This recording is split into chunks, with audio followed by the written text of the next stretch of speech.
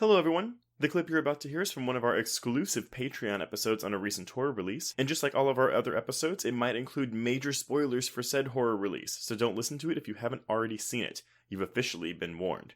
And if you'd like to hear the full episode, just head on over to patreon.com/horrorqueers and subscribe today. Without further ado, here is your exclusive Patreon clip. Who saw this? Read the script. Who is this for? Okay, no. Hey, so here's the thing, and I was talking to my husband about this the other day, but I'm really not a fan of in-film reviews when someone says, "Who is this for?" Because I don't care. I just need it to be like, if it works for me, that's fine.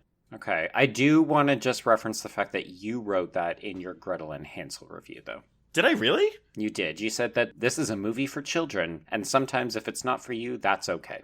No, but I wasn't saying who is this movie for, like, as a critique of, like, why does this exist? Who is it for?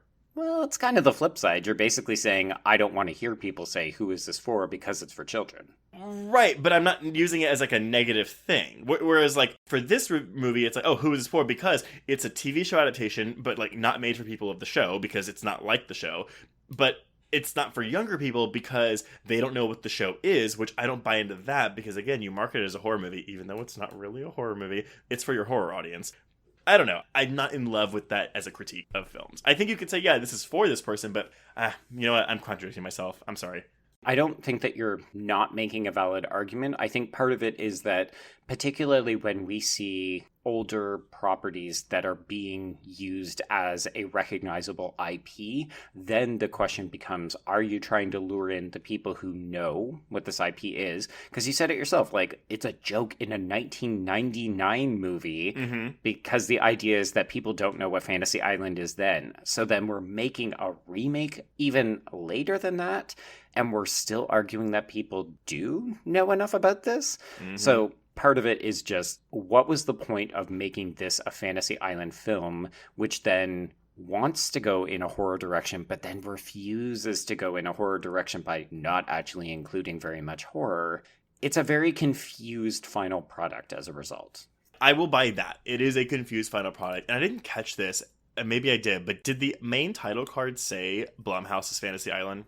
Gosh, I can't remember. Okay, I think so. I think it did. And if I'm wrong, listeners, whatever, I'm wrong. But I think it did. And I wonder if there's some rights holder of the Fantasy Island property who saw this movie and was like, this is not my... It was like the equivalent of Alan Smithy, where they had to be like, you have to label it Blumhouse's to show that it is not in any way associated with the ABC television series. I would love that. I feel like it would maybe start to clarify why they had to make certain artistic choices. I think that it's actually just Jason Blum having a big old hard-on to see his own name and production studio up there on the big screen. Like, I agree. We are such an established brand in horror. It's almost like when you see the title card where it's like, a film by so-and-so director, and you're like, I'm sorry, who are you? I don't know your name. You think you're so important, and you're actually just a narcissist. Yeah. Here's the thing. I like the idea of taking a television series, and one that admittedly had a dark bent to it, and making it a horror film. Sure. I feel like that was a big complaint when this was even announced. It's like, why are you taking this classic TV show and making it a horror movie? And it's like, well, I mean, it made another... Oh, that's people who didn't know the show. Yeah. Yeah, but still, I think that's a cool idea. But yeah, the fact that this movie does, like, restrain itself so much, not just in terms of gore, but in terms of being a horror movie, period, I am very confused. Again, I still enjoyed and had fun with this movie, but I have questions for Jason Blum. Jason Blum, I'd like you to take me out to lunch or drinks so that you can explain your rationale to me, sir.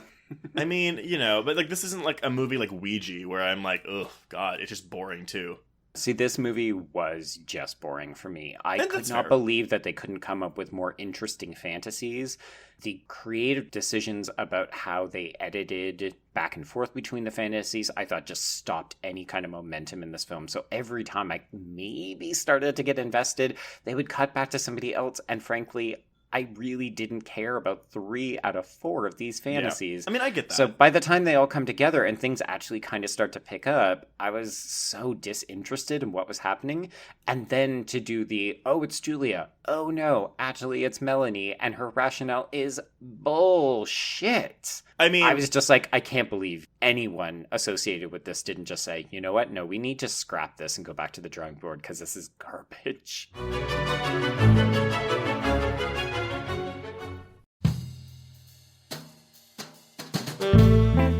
Get in, losers. This is the Lady Killers, a Feminine Rage podcast. I'm Jen. I'm Sammy.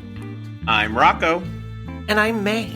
Our podcast is a tribute to the female-identifying killers in horror and more. Each episode will feature us, your Supreme Court of female murderers, discussing our favorite lady killers, from your Julias and Jennifers to your Carries and Christines. We'll tell her story, decide if it's good for her horror, and answer the most important question of all. Would we die for her? Join us on Thursdays as we pull on our sweaters, snatch our ice picks, sharpen our scissors, and honor the lady killers who live on the silver screen. No boys were harmed in the making of this podcast. Yet.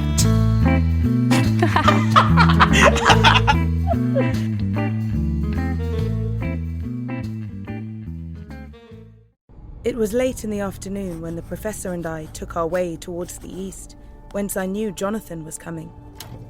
Jonathan Harker has asked me to note this, as he says he is hardly equal to the task, and he wants an exact record kept.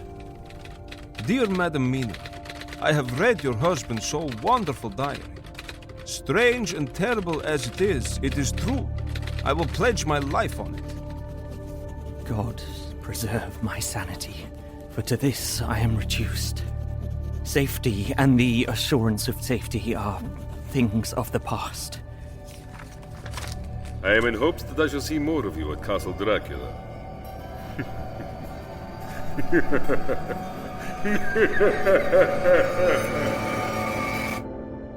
Listen to Regarding Dracula wherever you listen to podcasts, or find us online at bloody.fm.